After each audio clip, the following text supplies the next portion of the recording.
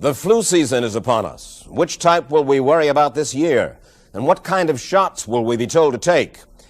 Remember the swine flu scare of 1976? That was the year the U.S. government told us all that swine flu could turn out to be a killer that could spread across the nation. And Washington decided that every man, woman, and child in the nation should get a shot to prevent a nationwide outbreak, a pandemic. Well, 46 million of us obediently took the shot.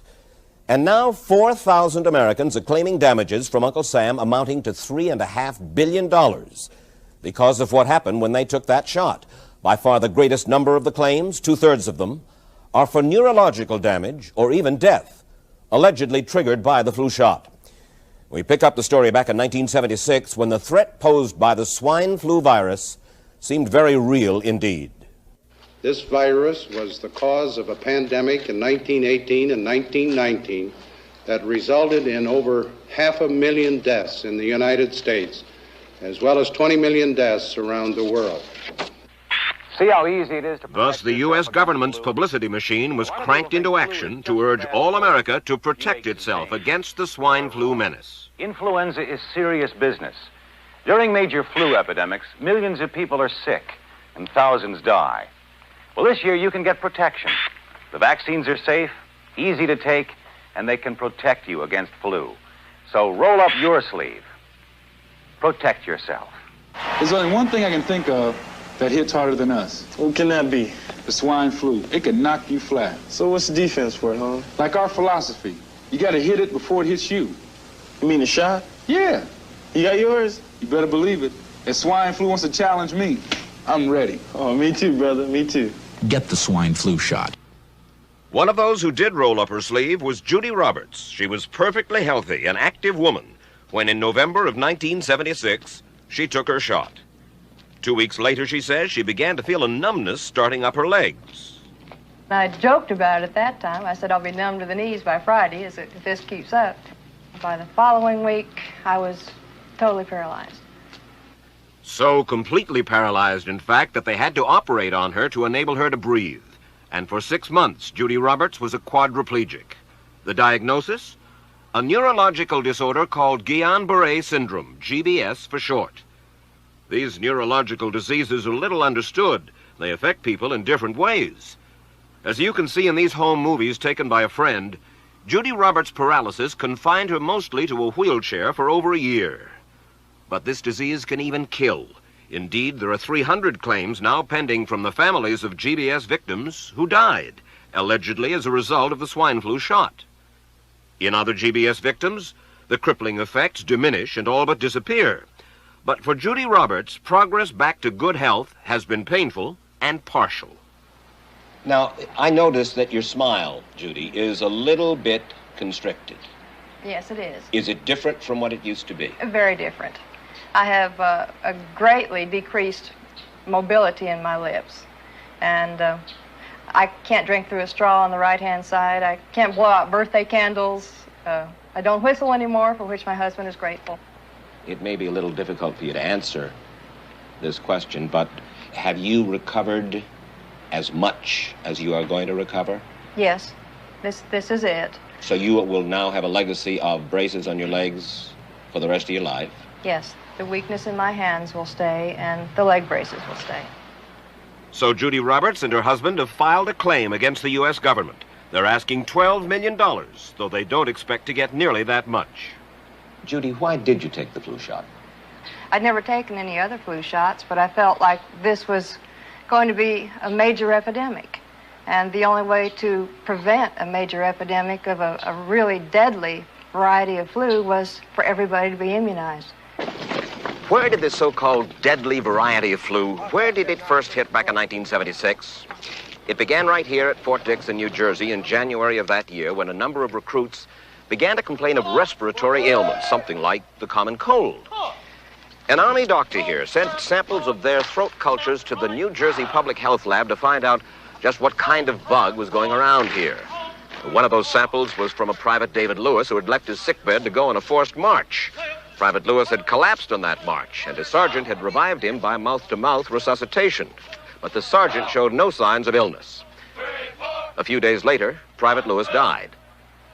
If this disease is so potentially fatal that it's going to kill a young, healthy man, a middle-aged school teacher doesn't have a prayer.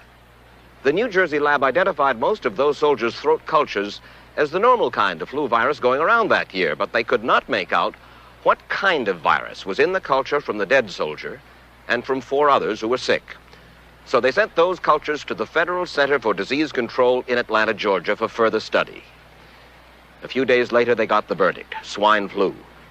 But that much publicized outbreak of swine flu at Fort Dix involved only Private Lewis, who died, and those 4 other soldiers who recovered completely without the swine flu shot. If I had known at that time that the boy had been in a sick bed, got up, went out on a forced march, and then collapsed and died, I would never have taken the shot. The rationale for our recommendation was not on the basis of the death of a single individual, but it was on the basis that when we do see a change in the characteristics of the influenza virus, it is a massive public health problem in this country. Dr. David Senser, then head of the CDC, the Center for Disease Control in Atlanta, is now in private industry. He devised the swine flu program, and he pushed it.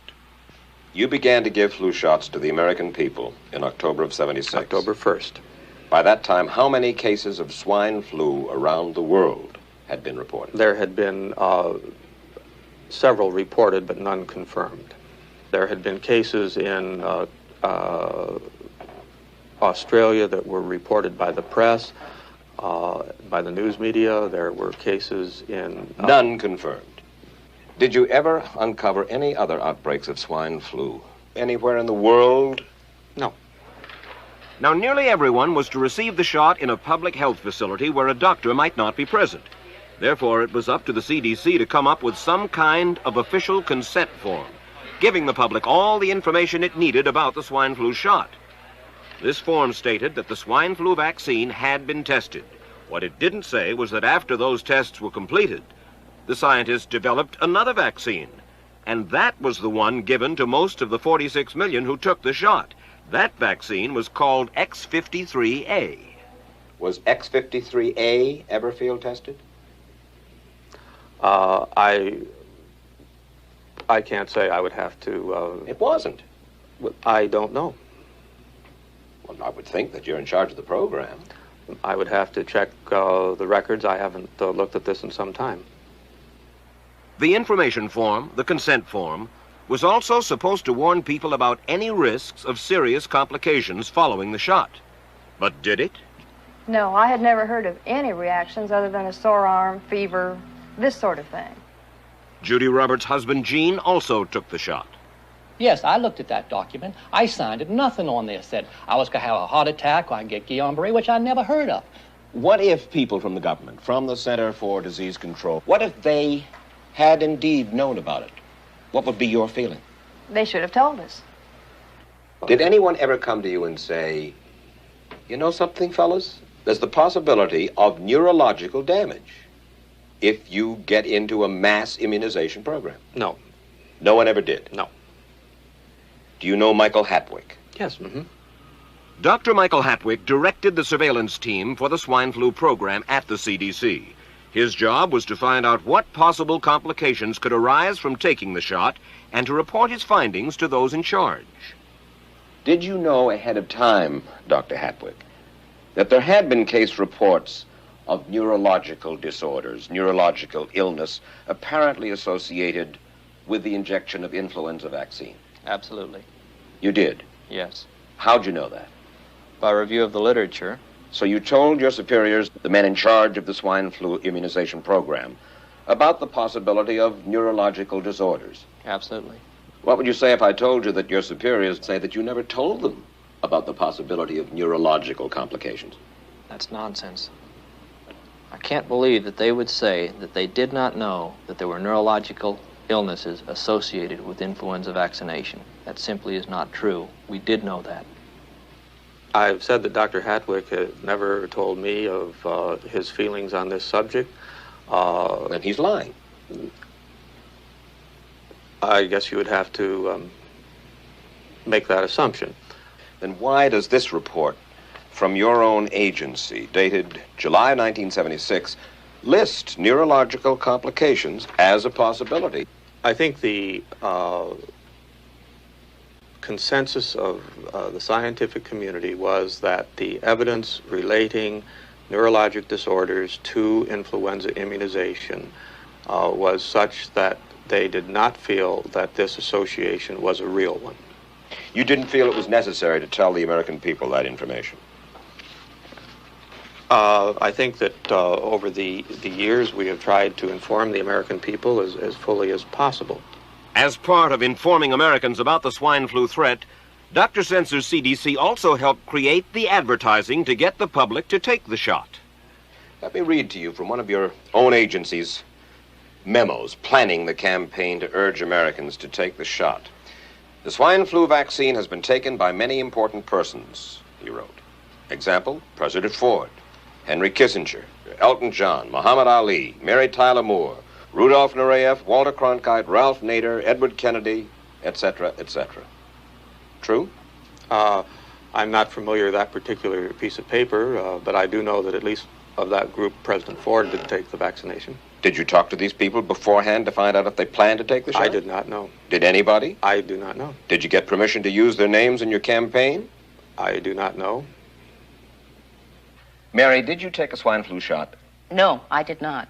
Did you give them permission to use your name saying that you had or were going to? Absolutely not. Never did. Did you ask your own doctor about taking the swine flu shot? Yes, and at the time he thought it might be a good idea. But I resisted it because I was leery of having the symptoms that sometimes go with that kind of inoculation. So you didn't? No, I didn't. Have you spoken to your doctor since? Yes. And? He's delighted that I didn't take that shot. You're in charge. Somebody's in charge. There are... This is your advertising strategy that I have a copy of here. Who's it signed by? This one is unsigned. But you'll acknowledge that it was your baby, so to speak. It could have been from Department of Health, Education, and Welfare. It could be from CDC. I don't know. I'll be happy to take responsibility for it.